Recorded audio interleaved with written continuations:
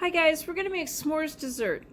I have a 9 by 13 inch baking dish and I have coated the sides of the pan lightly with cooking spray, nonstick cooking spray. Even though there's going to be butter on the bottom of this, I want to make sure that nothing sticks up the sides. Next, I melted 1 cup of butter, salted butter, and I poured it into the bottom of the pan, and then I ground up 3 cups of, maybe slightly under 3 cups, but 3 cups of graham crackers into crumbs, and it was a 14.4 ounce box. It was the whole entire box of the graham crackers, and I poured that into the bottom on top of the butter, and then I smoothed it out, and I used an offset spatula to help me even it out nice and smoothly. So my oven is preheated to 350 degrees, and I'm going to put this in the oven and I'm going to bake it for 10 minutes. Then I press down the bottom of the crumbs with the palm of my hand all over it.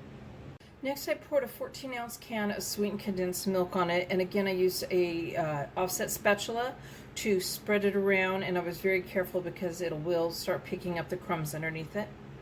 Then I took a 4.4 ounce chocolate bar, milk chocolate bar, and a 7.56 ounce milk chocolate bar, and I broke it into sections and laid it evenly across the top of the liquid. And on top of that, I've put 6 cups of mini marshmallows. Now we're going to put it back in the oven for another 10 minutes to bake, and you want the marshmallows to be just starting to brown. I sprinkled 1 cup of semi-sweet chocolate chips over the top. And I'm going to put it back in the oven and bake for another 8 minutes.